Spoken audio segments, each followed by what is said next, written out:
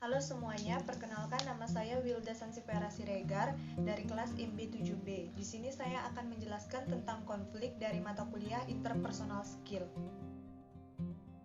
Menurut Kreitner dan Kinnicky, konflik merupakan proses di mana suatu pihak merasakan bahwa kepentingannya itu sedang ditentang atau mempengaruhi secara negatif terhadap pihak lain.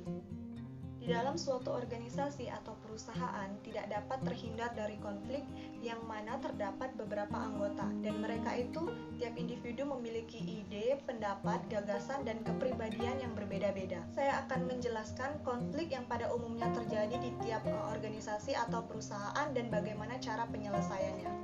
Yang pertama itu konflik kepribadian. Tiap-tiap orang memiliki kepribadian yang berbeda-beda. Ketika tipe kepribadian yang berbeda bekerja sama, kemungkinan kesalahpahaman tentang karakter dan tindakan satu sama lain makin tinggi.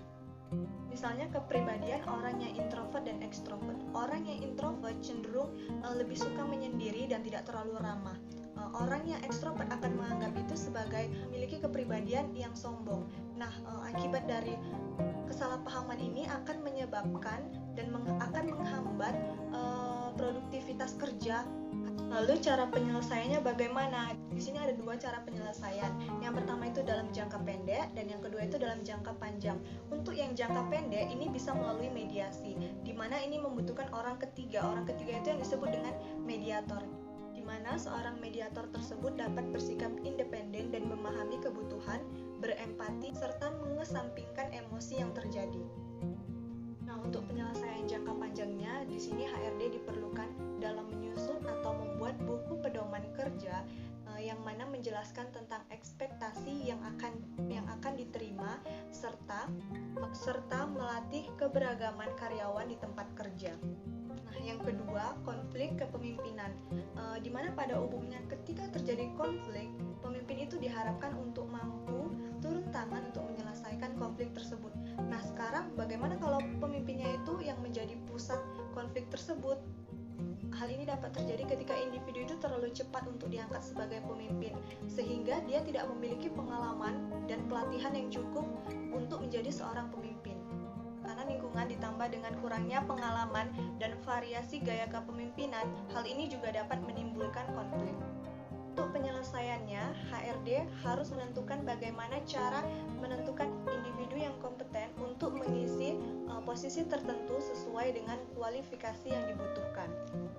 Jika sudah terlanjur komunikasi antara manajer, karyawan, dan HRD, diperlukan tentang bagaimana menentukan dan berkompromi tentang gaya kepemimpinan apa yang sebaiknya digunakan. Yang terakhir, konflik gaya bekerja, di mana tiap-tiap orang memiliki gaya bekerja yang berbeda-beda. Ada orang yang lebih suka bekerja di dalam tim, ada juga yang lebih suka bekerja secara individu. Ada orang yang tidak memerlukan arahan secara ekstra untuk menyelesaikan tugasnya, tetapi ada juga orang yang lebih suka untuk menerima masukan atau arahan tiap langkahnya untuk menyelesaikan tugasnya. Nah, akibat perbedaan gaya bekerja inilah yang dapat menyebabkan tiap individu tidak dapat bekerja sama dan juga keharmonisan tidak terjalin, sehingga pada akhirnya akan terjadi miskomunikasi yang akan menyebabkan konflik. Nah, cara penyelesaiannya itu bisa melalui kompromi. Jadi tiap-tiap tim itu atau tiap-tiap anggota tim itu diharapkan mampu saling terbuka dan juga memahami dan juga berkompromi bagaimana cara untuk dapat bekerja sama dengan gaya bekerja yang berbeda-beda. Pada dasarnya sikap gaya bekerja memiliki kelebihan dan kekurangan dari masing-masing orang. Memahami dan menghormati gaya bekerja tiap-tiap anggota penting untuk membentuk kerjasama tim yang sukses. Baiklah teman-teman, sekian penjelasan yang dapat saya sampaikan mengenai konflik yang sering terjadi di dalam suatu perusahaan atau organisasi dan bagaimana cara penyelesaiannya. Terima kasih atas perhatian teman-teman semua yang mau menyediakan waktunya untuk menonton video ini, dan saya ucapkan sampai jumpa.